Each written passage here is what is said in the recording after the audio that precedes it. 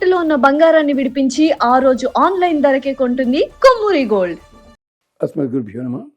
Suman TV ప్రేక్షకులందరికీ కూడా నమస్కారం. మీ ముందున్నది డాక్టర్ టికేవి రాఘవన్, విశ్రాంత గణిత శాస్త్ర అధ్యాపకుడు.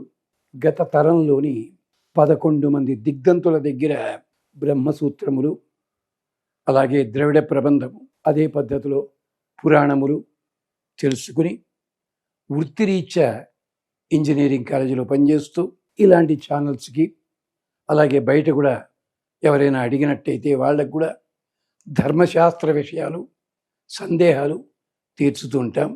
అది సంగతి.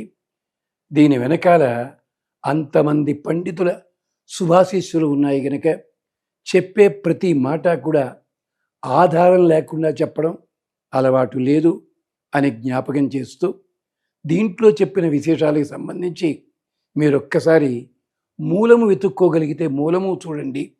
తరువాత ఇతర విశేషాల గురించి అడిగినట్టయితే అడగవచ్చును.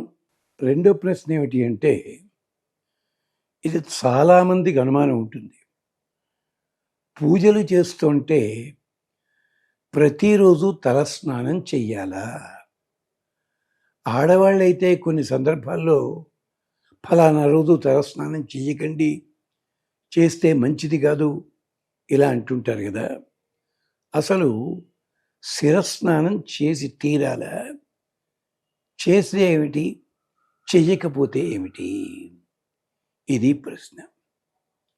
ఒకటి గుర్తుపెట్టుకోండి, ఈ ప్రశ్న అడిగింది మగవాళ్ళ, ఆడవాళ్ళ.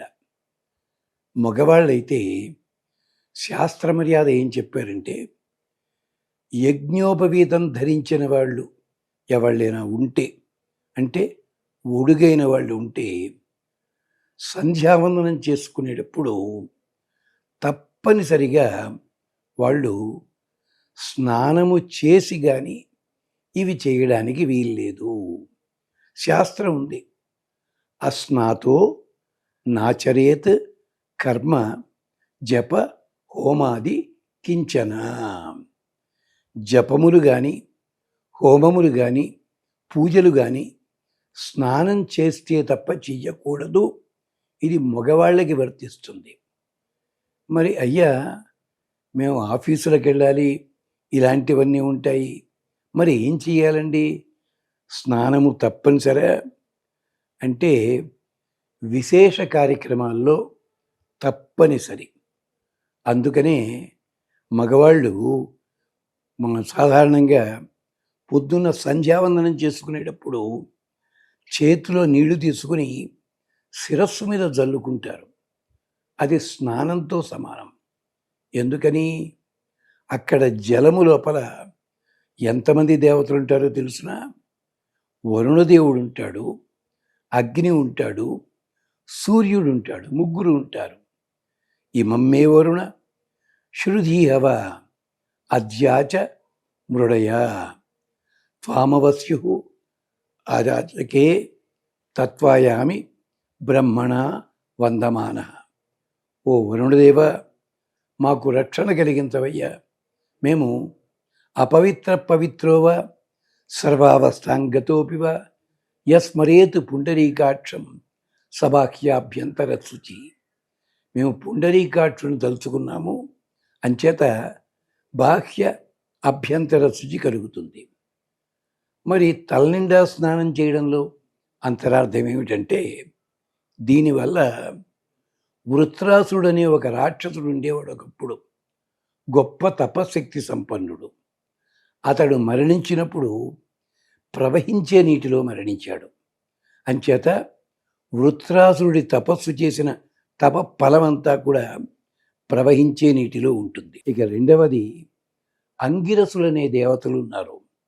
వాళ్ళందరూ కూడా ఈ ప్రవహించే నీటి లోపల తమ తపశక్తి, దీక్ష ప్రవేశపెట్టారు.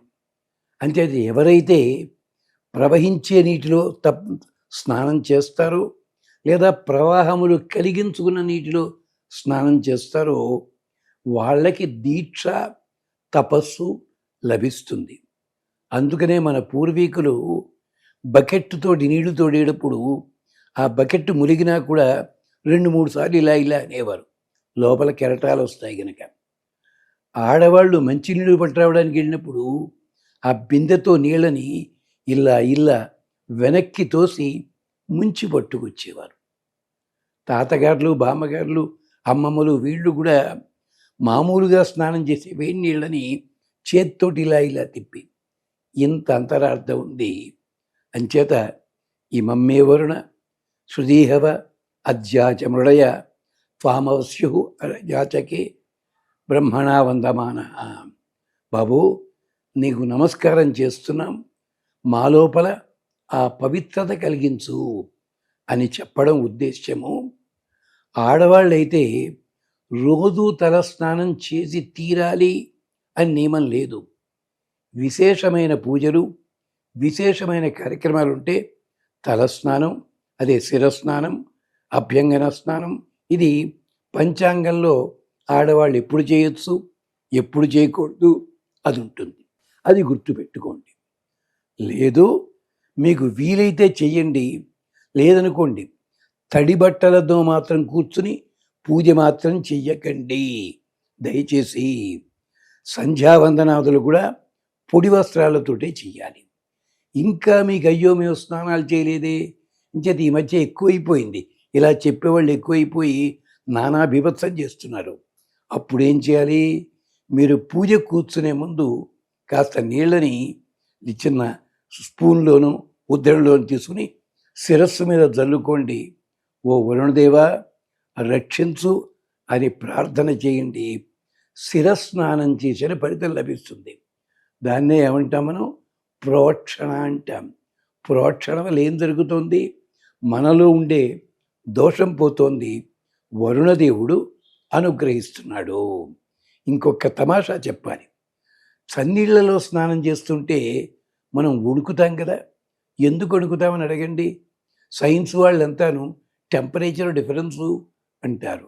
కాదు, వరుణదేవుడు నీళ్ళల్లో ఉండి మనం చేసే పాపపుణ్యాలన్నీ చూస్తుంటాడు. ఆ పాపములన్నీ కూడా మనం నీళ్ళల్లోకి వెళుతుంటే భయపడి శరీరంలోంచి బయటికి వచ్చేస్తాయి. బస్సు ఆగి ఉండగా ఒకేసారి జనాలు దిగారనుకోండి, బస్సు షేక్ అవుతుంది కదా, అలా మన బాడీ కూడా, మన శరీరం కూడా ముందుకి వెనక్కి కదులుతుంది. ఇది నిండా మురిగిన వాడికి చలియటం సామెత ఎందుకు వచ్చింది? రోజూ స్నానం చేసేవాడికి పాపములు ఉండవు. తలస్నానం, శిరస్నానం, అలాగే అభ్యంగన స్నానం, దాని వెనకాల ఉన్న రహస్యం ఇది. ఇది యజుర్వేదంలో, ఋగ్వేదంలో, అథర్వణ వేదంలో కూడా చాలా విస్తారంగా చెప్పింది. చాలామంది చెప్తున్నట్టుగా ఎక్కడో బుర్రలోంచో లేకపోతే ఇంగ్లీషు వాళ్ళ పుస్తకాల్లోంచో రోమన్ కంట్రీలో వచ్చిన ఆ వాటిల్లోంచో తీసుకుని చెప్పటం లేదు. ఇది సాంప్రదాయబద్ధము. అంచేతొక్కటే మాట, మీకు చెయ్యగలిగితే తలస్నానం చేసి విశేషమైన పూజలు చేసుకోండి. లేదంటారా, శిరస్సు మీద నీళ్లు ప్రోక్షించుకోండి. సంధ్యావందనాదులు చేసే మగవాళ్ళు మాత్రం తలస్నానం చేసి సంధ్యావందనాదులు చెయ్యడం చాలా మంచిది. యాగాలు, ప్రత్యేకించి పూజలు అప్పుడు మాత్రం శిరస్నానం తప్పనిసరి. ఇది గుర్తుపెట్టుకోండి. ఇది శాస్త్ర మర్యాద తెలుసుండి చెప్తున్న మాట. ఇది మీ దగ్గర సెలవు తీసుకుంటాడు టీకేవి రాఘవన్. స్వస్తి.